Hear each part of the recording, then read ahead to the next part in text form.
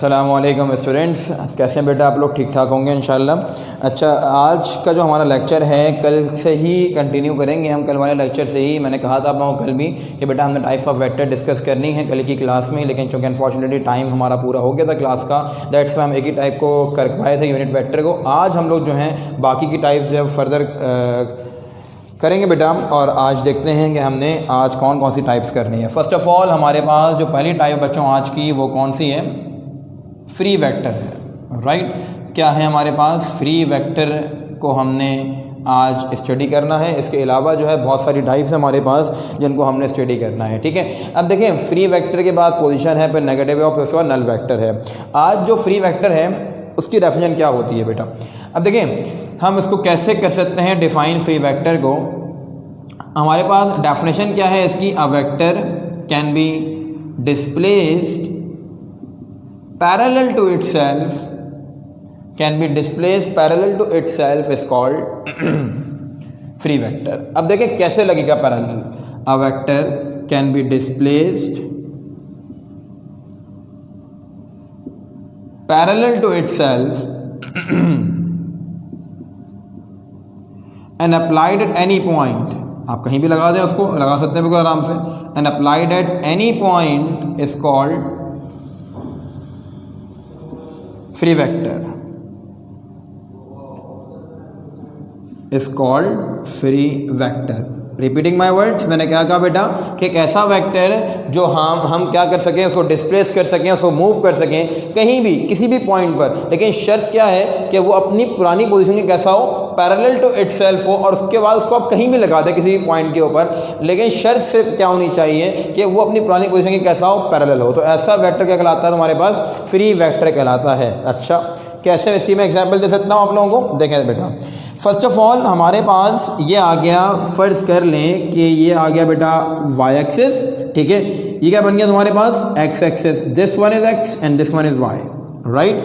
सो अब फ़र्ज़ करो कि तुम्हारे पास ये जो है वो है पहला वेक्टर, ठीक है। ये तुम्हारे पास क्या है? पहला वेक्टर है। और ये आ गया तुम्हारे पास ओरिजिन, ये लगा हुआ है ओरिजिन, ठीक है। इसके साथ ही एक और वेक्टर लगा हुआ था जिसको मैं शो कर रहा हूँ ग्रीन मार्कर से, ठीक है। ये दो वेक्टर्स हमारे पास हो गए, एक हो गया रेड वाला वेक्टर और एक हो गया तुम्हारे पास ग्रीन वाला वेक्टर, ठीक है। मैंने फ़र्ज़ कर लो कि इसको कहा है, रेड वाले वेक्टर को वेक्टर ए, ठीक है। क्या कहा है? Vector A. और इसको कहा है मैंने वेक्टर बी। अब मान लिया कि यहाँ पर इस सिचुएशन में जो वेक्टर बी है वो फ्री वेक्टर है, यानी कि अब ये कहीं भी डिस्प्लेस हो सकता है, लेकिन शर्त क्या होगी कि ये अपनी पैरेलल पोजीशन इख्तियार करे, नई पोजीशन जो इख्तियार करे, ठीक है। अब देखो मैं दोबारा से ग्राफिंग कर रहा हूँ। देखो यहाँ तुम्हारे पास क्या हो गया, ये बन गया बेटा वाई एक्सिस। क्या बन गया? ये वाई एक्सिस। और ये क्या आ गया तुम्हारे पास दोबारा से एक्स एक्सिस। ये रहा तुम्हारे पास एक्स एक्सिस, ये रहा तुम्हारे पास वाई एक्सिस। अब देखो कैसे होगा रिप्रेजेंट। ये तुम्हारे पास बच्चों बन गया वापस कौन? Vector A. अब ये वेक्टर है इस तरह लगा हुआ, तो इसको ऐसे लाओ वापस, यहाँ पर ये ऐसे लग सकता है, ठीक है।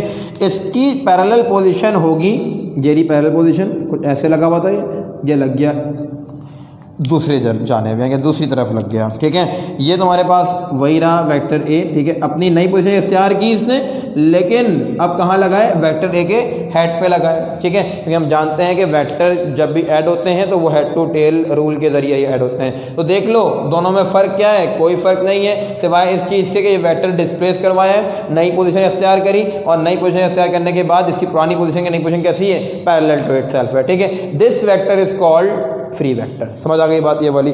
अच्छा जनाब, अब जो हमारे पास नेक्स्ट टाइप थी वो कौन सी थी बेटा? पोजीशन वेक्टर की थी। पोजीशन वेक्टर नाम से ही जाहिर कि किसी भी ऑब्जेक्ट की पोजीशन को रिप्रेजेंट करे जो वेक्टर, क्या कहलाएगा बच्चों? हमारे पास पोजीशन वेक्टर कहलाएगा। तो डेफिनेशन भी देख लेते हैं हम। डेफिनेशन क्या होगी इस चीज़ की? हमारे पास डेफिनेशन होगी अ vector which represent, a vector विच, या लोकेट कर लेते हैं, आसान कर देते हैं बात को, अ vector which locate the position of a point, ठीक है। किसी भी पॉइंट की पोजीशन हो या ऑब्जेक्ट की, ऑफ अ पॉइंट और ऑब्जेक्ट, ठीक है। लेकिन शर्त क्या हो कि उसकी जो आप लोकेट कर रहे हो पोजीशन, ठीक है, वो with reference to a fix point हो। और हम जानते हैं कि हमारे पास जो ग्राफ में फिक्स पॉइंट होता है वो कौन होता है, ओरिजिन होता है, ज़ीरो होता है, ठीक है। तो हम यही लिखेंगे a vector which locate the position of a point और object with respect to a fix point. तो फिक्स पॉइंट तुम्हारे पास क्या है, ओरिजिन है, तो ये लिख दोगे ना with respect to a fix point और ब्रैकेट में क्या आ गया, ओरिजिन। कौन सा वेक्टर कहलाएगा, वो इज कॉल्ड पोजीशन वेक्टर। और पोजीशन वेक्टर बच्चों हमेशा स्मॉल r से रिप्रेजेंट किए जाते हैं, ठीक है। तो आप कैसे लिखेंगे यहाँ पर, it is represented by small r, ठीक है। ये लग गया तुम्हारे पास पोजीशन वेक्टर, ठीक है। और पोजीशन वेक्टर यूनिट वेक्टर भी हो सकता है, क्योंकि डायरेक्शन जाहिर है किसी पॉइंट की एक ही होगी ना, 10 जगह तो डायरेक्शन को मूव नहीं कर सकेगा, यानी कि एक वक्त में एक ही डायरेक्शन होगी इस पॉइंट की, ठीक है। तो ये आप पोजीशन वेक्टर को आप यूनिट वेक्टर भी कह सकते हैं। अच्छा, अब इसको समझो जी, कैसे हम पढ़ सकते हैं इस चीज़ को। ये आ गया y एक्सिस, ये आ गया x एक्सिस, x एक्सिस आ गया बच्चों, ये आ गया तुम्हारे पास क्या, y एक्सिस, ठीक है। अब फॉर एग्जांपल ये तुम्हारे पास एक पॉइंट मौजूद है जिसको तुमने लोकेट करना है, और ये तुम्हारे पास क्या है बच्चों, ओरिजिन है, ठीक है। इसको तुमने लोकेट करना है, इस पॉइंट को with respect to a point, यहाँ से स्टार्ट लोगे लोकेशन इसकी, समझ रहे बात को। देखो अब देखो क्या हो जाएगा, मैं इसकी लोकेशन को रिप्रेजेंट करने लगा हूँ, ये आ गया मेरे पास पोजीशन वेक्टर, समझ आई बात ये वाली। अब देखिए इसको हम किससे कर सकते हैं रिप्रेजेंट, r से रिप्रेजेंट कर सकते हैं। जो भी इसकी आपके पास पॉइंट्स होंगे वो क्या होंगे, एक्स वाई, ठीक है। अगर 3 डायमेंशन बने तो एक्स वाई जेड हो जाएगा, समझ गए इस बात को। तो ये तुम्हारे पास क्या आ गया बेटा, पोजीशन वेक्टर आ गया। अब तीसरा हमारे पास है नेगेटिव वेक्टर। क्या है बच्चों, तीसरा हमारे पास नेगेटिव वेक्टर है, वो भी समझ लें। यही लिख देते हैं उसको भी हम, बड़ी इंपॉर्टेंट टाइप है वो भी, नेगेटिव वेक्टर। अच्छा, नेगेटिव वेक्टर को हम कैसे स्टडी कर सकते हैं। लेट सपोज कि एक मूविंग ऑब्जेक्ट है, ये पॉइंट ए था, ठीक है ना, और मेरे पास एक और मूविंग ऑब्जेक्ट है, वो रहा ये रहा यहाँ पर, ठीक है। अपनी पोजीशन को ये दोनों मार्कर्स इंटरचेंज कर लेंगे, यानी कि ये चल के आ जाएगा यहाँ पर, ये चल के चला जाएगा वहाँ पर। अब क्या हुआ, इन्होंने अपनी जगह को डिस्प्लेस कर लिया, इंटरचेंज कर लिया, सॉरी, ठीक है।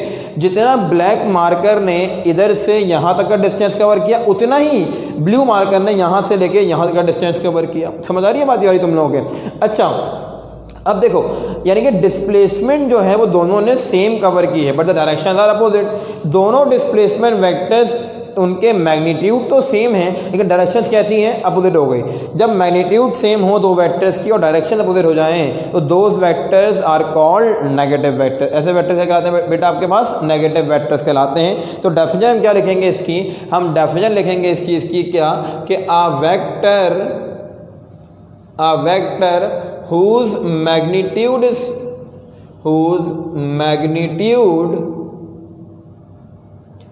is same but in opposite direction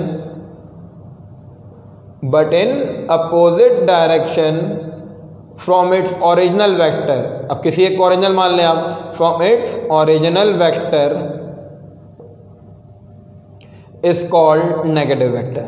समझ आ रही है बात। ऐसा वेक्टर जो तुम्हारे पास क्या हो, जिसकी मैग्नीट्यूड तो सेम हो बट डायरेक्शंस कैसी हो बेटा, अपोजिट हो, तो ऐसे वेक्टर्स क्या कहलाते हैं, नेगेटिव वेक्टर कहलाते हैं। जैसे लेट सपोज कि तुम्हारे पास बेटा एक वेक्टर आ गया, ये आ गया एक वेक्टर, ठीक है, एक वेक्टर बन गया, ये रहा, ये बन गया एक वेक्टर, ठीक है। और दूसरा वेक्टर इसी के रिस्पेक्ट से क्या होगा, फिर ये आ गया तुम्हारे पास दूसरा वेक्टर। समझ रहे हो बात को, दो वेक्टर्स हो गए। तो ये हो गया बेटा vector A, original vector for example, ठीक है। और इसका ये आ गया बेटा negative vector.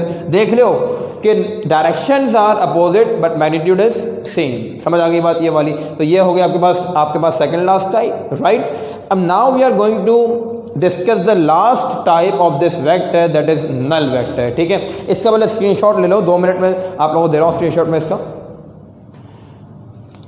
I hope so कि आप लोगों ने इसका स्क्रीनशॉट जो है वो ले लिया होगा। अब हम फ्री वेक्टर को इरेज करके इसकी जगह पे लिखेंगे क्या, नल वेक्टर। ठीक है, तो हम लास्ट टाइम डिस्कस करने लगे हैं अपनी इस टॉपिक की, जो कि क्या है हमारे पास बेटा, नल वेक्टर है। ठीक है,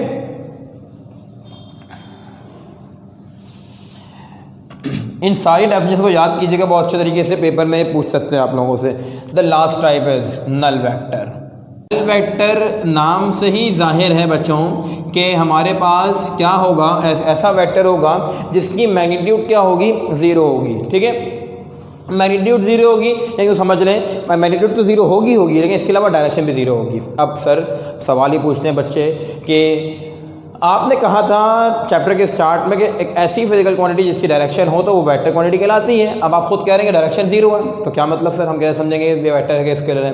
देखिए, मतलब ये है कि नल वेक्टर को टाइप इसलिए कहा जाता है कि जब भी आपके पास आपके पास वेक्टर, उसमें से एक वेक्टर ओरिजिनल पॉजिटिव वेक्टर हो, एक वेक्टर नेगेटिव वेक्टर हो। जाहिर है कि जब भी तुम एक पॉजिटिव वेक्टर को उसके नेगेटिव वेक्टर के साथ ऐड करोगे तो आंसर क्या आएगा, ज़ीरो आएगा। तो जो ज़ीरो आंसर आएगा ना, वो ये रिप्रेजेंट कर रहा होगा कि दो वेक्टर्स कोई ऐड हुए हैं। ठीक है, तो इसी वजह से हम क्या लेते हैं यहाँ पर उसकी डेफिनेशन के अ वेक्टर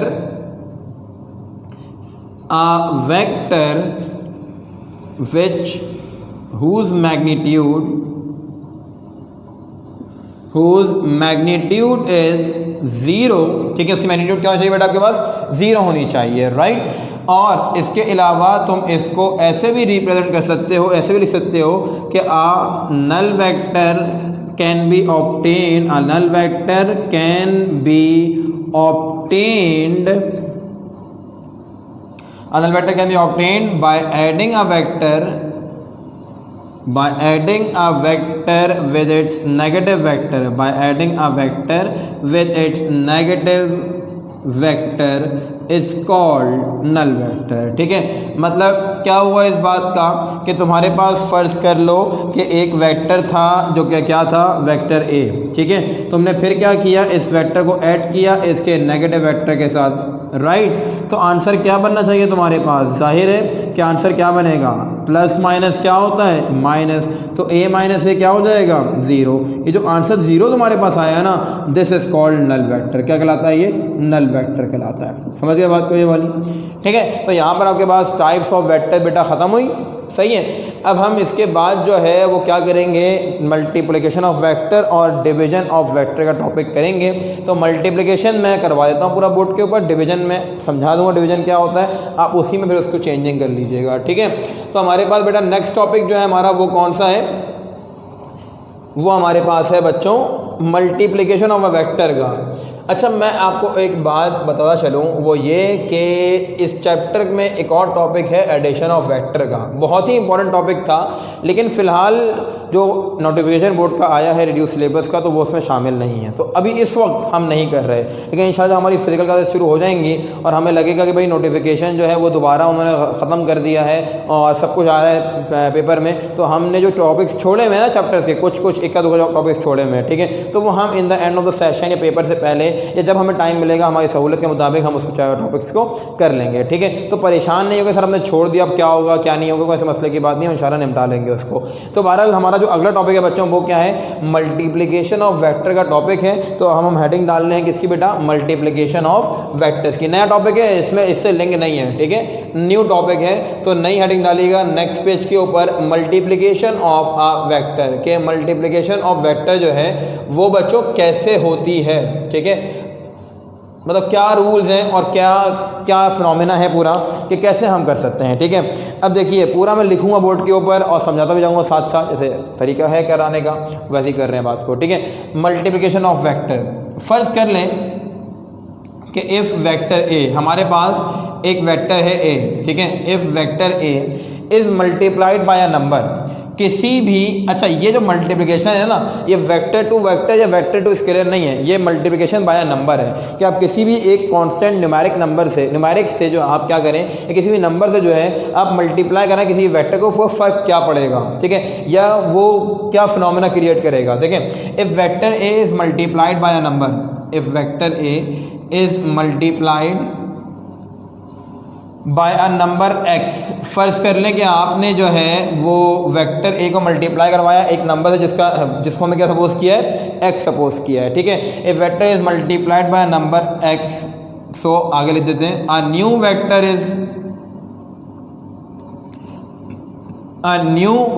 इज़ फॉर्म्ड, एक नया वेक्टर बन गया। अ न्यू वेक्टर, ऐसे कर लेते हैं, a new vector b is formed, ठीक है भाई, एक नया वेक्टर बन गया b। अब इसकी जो मैग्नीट्यूड होगी, सही है, वो क्या होगी, इट्स मैग्नीट्यूड इज कितनी बड़ी होगी, is x times of vector a। यानी कि तुम अगर फॉर एग्जाम्पल मल्टीप्लाई कर रहे हो वेक्टर a को x से, जैसे, अच्छा ये बात पहले कंप्लीट कर ले, बताता हूँ। If magnitude of a is, अगर a की मैग्नीट्यूड जो है वो a है, अभी हम बताकर है ना आपको कि मैग्नीट्यूड को ऐसे करते हैं represent, if magnitude of a is a, then अब तुम्हारे पास b की मैग्नीट्यूड क्या होगी, देन मैग्नीट्यूड ऑफ b, देन हमारे पास जो मैग्नीट्यूड ऑफ b है वो क्या बनेगी, प्रोमिनेंट करने के लिए हम इसको कलर मार्कर से लिख देते हैं या दूसरे मार्कर से लिख देते हैं। देन मैग्नीट्यूड ऑफ b क्या बनेगी हमारे पास, देखो, देन मैग्नीट्यूड ऑफ b क्या बननी चाहिए, देखो ज़रा, ये हो जाएगी 2 टाइम्स ऑफ a। यानी कि क्या मतलब हुआ कि अगर तुम्हारे पास b की मैग्नीट्यूड होगी 2 times of magnitude of a, ठीक है, तो इसको मैं ऐसे लिख देता हूँ, x टाइम्स, सॉरी 2 टाइम्स नहीं, x times x of a, ठीक है, या यूँ समझ लोगे b is equals to x of a, ये हो जाएगा मामला, ठीक है भाई। कहने का मतलब ये था कि अब तुम्हारे पास लेट सपोज एक वेक्टर था 5i प्लस 10j माइनस 3 के, एक वेक्टर है, ठीक है ना, इसकी जो भी मैग्नीट्यूड आएगी क्या आएगी, देख लो भाई, 5 5 दा 25 इंटू प्लस 100, 10 का स्क्वायर क्या होता है, 100 होता है ना, 100 प्लस 25 125, और ये क्या हो जाएगा 3 का स्क्वायर तुम्हारे पास 9, तो 125 प्लस 9 134, समझ गया बात का ये वाली। तो ये तो हो गया वेक्टर ए। अब फॉर एग्जांपल मैं इस वेक्टर को 2 से मल्टीप्लाई कर रहा हूँ ना, तो नया वेक्टर बन जाएगा एक, मैंने क्या कर दिया 2 से मल्टीप्लाई कर दिया इस वेक्टर को, तो क्या आ गया 5i प्लस 10j माइनस 3 के, तो आंसर क्या आ गया 10i प्लस 20j माइनस 6 के। ये जो नया वेक्टर बना इसका नाम क्या दे दिया हमने, b दे दिया। अब देख लो जिस भी नंबर से मल्टीप्लाई करवा रहा हूँ, चाहे वो 2 हो 3 हो 4 हो, उतने टाइम्स नए वेक्टर की मैग्नीट्यूड इंक्रीज कर जाएगी। वो कैसे कि अगर तुम्हारे पास 5 था 10 हो गया, 10 था 20 हो गया, 3 था 6 हो गया। अब मैग्नीट्यूड देख लो, 10 का स्क्वायर 100, 20 का स्क्वायर तुम्हारे पास बेटा 400, इसका स्क्वायर क्या होगा 36, ठीक है, तो क्या हो गया 2 टाइम्स बढ़ गई मैग्नीट्यूड इसकी, ठीक है। आई बात समझ में ये वाली, ये वेक्टर बन गया नया। अब तुम्हारे पास, मैं इसकी डायग्राम बना दूँ, डबल हो गया ना पूरा वेक्टर, तो नया वेक्टर बन गया तुम्हारे पास एक, मैग्नीट्यूड भी क्या हो जाएगी 2 टाइम्स हो जाएगी इसके। अब देखो बच्चों, अब डायरेक्शन का दसरा करते हैं। डायरेक्शन क्या होगी, the direction of B is same as of vector A if, अब क्या कि अगर तुम्हारे पास x क्या हो, पॉजिटिव नंबर हो, if x is the positive number, अगर x तुम्हारे पास पॉजिटिव नंबर होगा तो डायरेक्शन कैसी होगी, सेम होगी। लेकिन बट आपने क्या लिखा, अगर तुम्हारे पास x कैसा हो, नेगेटिव नंबर हो, but if x is a negative number, if x is the negative number, अगर x तुम्हारे पास क्या हो, नेगेटिव नंबर होता है x तुम्हारे पास, ठीक है, तो डायरेक्शन ऑफ b क्या हो जाएगी, opposite. If x is the negative number, then जो डायरेक्शन ऑफ b बनेगी तुम्हारे पास बच्चों, then direction of b is opposite of vector a, is opposite of vector a। समझ गए बात को ये वाली। अगर तुम्हारे पास -2 आ जाता है फॉर एग्जांपल, मैग्नीट्यूड तो बढ़ जाएगी x टाइम, लेकिन डायरेक्शन कैसी हो जाएगी, अपोजिट। कहने का मकसद कुछ यूँ है कि ये तो सिलसिला हो गया मैग्नीट्यूड वाला। देखो मैं हेडिंग डाल के डायग्राम बना देता हूँ, ठीक है। कैसे? मैग्नीट्यूड की अगर बात करूँ, ठीक है, एक्स टाइम बढ़ रही है ना, ठीक है। देखो ये तुम्हारे पास अगर वेक्टर ए था, वेक्टर ए था तुम्हारे पास ना, ये फ़र्ज़ कर लो कि वेक्टर ए तुम्हारे पास था, ये तुम्हारे पास क्या था, वेक्टर ए। मल्टीप्लाई करवाया 2 से, पॉजिटिव 2 से, ठीक है। तो डायरेक्शन क्या हो जाएगी, सेम रहेगी, लेकिन आपके पास ट्वाइस हो जाएगा, ठीक है। तो ये बन जाएगा तुम्हारे पास क्या, बी। समझ आई बात ये वाली। लेकिन अगर x तुम्हारे पास क्या हो, नेगेटिव नंबर हो, तो डायरेक्शन कैसी हो जाएगी, इसकी अपोजिट, इस तरीके से। मैग्नीट्यूड बढ़ेगी ट्वाइस ही, लेकिन डायरेक्शन क्या हो जाएगी तुम्हारे पास बेटा, a हो जाएगी, सॉरी डायरेक्शन क्या हो जाएगी, अपोजिट हो जाएगी, ठीक है। तो मैं यहाँ पे लिख भी देता हूँ कि in case of positive number, ठीक है, in case of negative number. समझ में आई बात ये वाली। तो ये सिलसिला होगा। अब मल्टीप्लिकेशन जो है वो कौन से लॉज को ओबे करती है, यानी कि अगर किसी भी आप नंबर को मल्टीप्लाई करवाएं वेक्टर से, तो वो कौन से लॉज को ओबे करेगा, सही है। आइए वो देखते हैं। आई होप सो कि आपने ये चीज़ लिख ली होगी और इसका स्क्रीनशॉट भी ले लिया होगा आप लोगों ने बच्चों।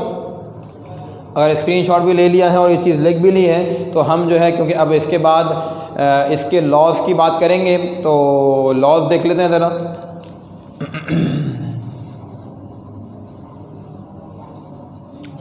अच्छा, ये पेपर में अगर आप पूछा जाएगा ना कि मल्टीप्लिकेशन ऑफ अ नंबर बताइए कैसे होती है, तो एग्जैक्ट हम ऐसे लिख कर आएंगे, सही है। देखें अब मैं लिखने लगा हूँ, following are the laws which can be obey by the multiplication. Following are the laws which can be given as, या नीचे लिख देते हैं बस, ठीक है ना। ये आपके पास आ गए तमाम के तमाम लॉज जो कि आप इसमें लिखेंगे, ठीक है। पहला लॉ हमारे पास कौन सा है बच्चों, पहला लॉ है कम्यूटेटिव लॉ। कम्यूटेटिव लॉ मतलब क्या होता है कि तुम x को मल्टीप्लाई कराओ वेक्टर a से, या वेक्टर a को मल्टीप्लाई कराओ x से, आंसर विल बी सेम, ठीक है भाई। अगर तुम x को मल्टीप्लाई कराओ a से या a को मल्टीप्लाई कराओ x से, आंसर विल बी सेम। फिर उसके बाद क्या होगा बेटा, उसके बाद तुम्हारे पास फ़र्ज़ कर लो कि तुम्हारे पास 2 वेक्टर्स हैं ना, ठीक है। तो अब तुम दोनों वेक्टर्स को पहले ऐड कर लो, फिर करवाओ मल्टीप्लाई x से, ठीक है। या फिर बारी बारी मल्टीप्लाई कर लो x को a के साथ या x को b के साथ, तब भी बात सेम है।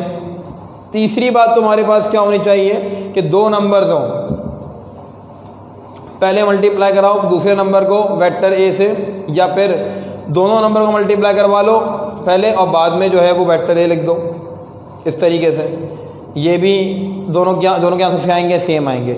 या फिर तुम्हारे पास 2 नंबर्स ऐड हो रहे हो ना, इस तरीके से, यहाँ तो मल्टीप्लाई हो रहे थे, अगर 2 नंबर्स ऐड हो रहे हो, यहाँ क्या लिखा हुआ हो, वेक्टर ए को, या फिर बारी बारी मल्टीप्लाई करवा लो वेक्टर ए को पहले और फिर ऐड कर लो, तब भी बात क्या होगी बेटा, सेम होगी। आंसर कैसा आएगा, सेम ही आएगा, ठीक है। ये 4 लॉस को फॉलो करता है आपके पास मल्टीप्लिकेशन का प्रोसेस। इनके लॉस के नाम क्या हैं, आइए वो भी मैं लिख दूँ। ये लॉ कहलाता है बेटा कम्यूटेटिव लॉ। कम्यूटेटिव लॉ भी ओबे करती है मल्टीप्लिकेशन, ठीक है। ये तुम्हारे पास था कम्यूटेटिव लॉ। ये तुम्हारे पास है एसोसिएटिव लॉ, ये भी ओबे करती है मल्टीप्लिकेशन। फिर ये तुम्हारे पास है distributive law with respect to multiplication. Distributive law है तुम्हारे पास ये विद रिस्पेक्ट टू मल्टीप्लिकेशन, ठीक है। और ये तुम्हारे पास क्या है, distributive law with respect to addition. Distributive law with respect to addition, ये विद रिस्पेक्ट टू एडिशन तुम्हारे पास है। समझ में आई बात। इन 4 लॉज को मल्टीप्लिकेशन ओबे करती है। यही सेम टॉपिक डिवीजन में भी है। अब डिवीजन में क्या होगा ज़रा ये भी सुन लें। आई होप सो कि मल्टीप्लिकेशन पूरा समझ में आ गया होगा आप लोगों को, ठीक है। अब डिवीजन में क्या होगा, फर्स्ट ऑफ ऑल तो आप हेडिंग चेंज करेंगे, ठीक है। इसकी ज़रा आप लोगों का स्क्रीनशॉट ले लिए तो अच्छी बात है, क्योंकि एग्जैक्ट आपने डिवीजन को ऐसे ही लिखना है जैसे मल्टीप्लिकेशन में लिखा हुआ है, सिर्फ 2 जगह चेंजिंग आएगी बस, और कुछ नहीं होगा इसके अलावा। देखो हेडिंग डालोगे डिवीजन, लेकिन लिख ज़रूर लेना, ऐसा ना छोड़ दिया मेरी तरह कि आपने भी ऐसी किया तो हम भी ऐसी करेंगे, नहीं बेटा, ठीक है। आपने लिखना है डिवीजन ऑफ वेक्टर की हेडिंग लगेगी, क्या लिखोगे, if vector A is multiplied by a number x, ठीक है। अगर तुम्हारे पास वेक्टर ए जो है किसी भी नंबर से मल्टीप्लाई हुआ, जिसको हमने क्या लिखा हुआ है, एक्स माना हुआ है, तो वो जो नया वेक्टर बी फॉर्म होगा उसकी मैग्नीट्यूड जो है अब x टाइम नहीं होगी, क्योंकि डिवीजन में चीज़ कम हो जाती है, घट जाती है ना, ठीक है। तो यहाँ पर जो मैग्नीट्यूड बनेगी वो क्या बनेगी, 1/x टाइम्स, क्या बनेगी बेटा, 1/x टाइम्स। समझ में आ रही है? ये सारी बातें मैं किसके लिए कर रहा हूँ, ये सारी बातें मैं कर रहा हूँ डिवीजन ऑफ वेक्टर के लिए, ठीक है। अच्छा जनाब, तो इसकी मैग्नीट्यूड क्या हो जाएगी, if magnitude of A is A then it's magnitude, यहाँ पे क्या आ जाएगा तुम्हारे पास, x के बजाय 1/x आ जाएगा, यहाँ भी क्या हो जाएगा, 1/x आ जाएगा। तो कैसे लिखोगे, 1/x ऑफ ए, ठीक है। Direction of B same, if x is a prime, if x is a positive number, यहाँ x रहेगा, क्योंकि नंबर तो x है ना, तो यहाँ x रहेगा, लेकिन टाइम्स की बात करोगे वहाँ 1/x हमारे पास आ जाएगा, ठीक है। और वो लॉज लिखने की ज़रूरत नहीं है, लॉज जो हैं वो तुम्हारे पास वही होंगे जो ये लॉज हैं, लॉज लिखने की ज़रूरत नहीं है, बस सेम एज इट इज़ यही काम करोगे पूरा यहाँ तक, ठीक है। बाकी डायग्राम की ज़रूरत नहीं है तुम्हें, सिर्फ ये पैराग्राफ दोबारा लिख देना ये चेंजिंग करने के बाद डिवीजन में, ठीक है। तो हमारी जो क्लास हुई बेटा वो आज किस पे मुश्तमिल हुई, आपके पास यूनिट वेक्टर के अलावा तमाम टाइप्स ऑफ वेक्टर्स और मल्टीप्लिकेशन और डिवीजन सीखी हमने कि नंबर से कैसे की जाती है, ठीक है। और इंशाल्लाह इसके बाद जो हमारी क्लास होगी बहुत ही इंपॉर्टेंट है बेटा, वो बहुत इंपॉर्टेंट है, उसको मिस नहीं कीजिएगा, जिसमें हम प्रोडक्ट ऑफ 2 वेक्टर्स के बारे में पढ़ेंगे, यानी कि 2 वेक्टर्स मल्टीप्लाई होंगे, लेकिन यहाँ पे क्या था, एक वेक्टर और एक नंबर था, अब जो करने लगे हो वो 2 वेक्टर्स मल्टीप्लाई होंगे, ठीक है। कोई भी बात समझ में ना आए तो मुझसे पूछ लीजिएगा, अब स्क्रीनशॉट ले लिया आप लोगों ने, ठीक है। अपना ख्याल रखिएगा, अल्लाह हाफिज़ बच्चों।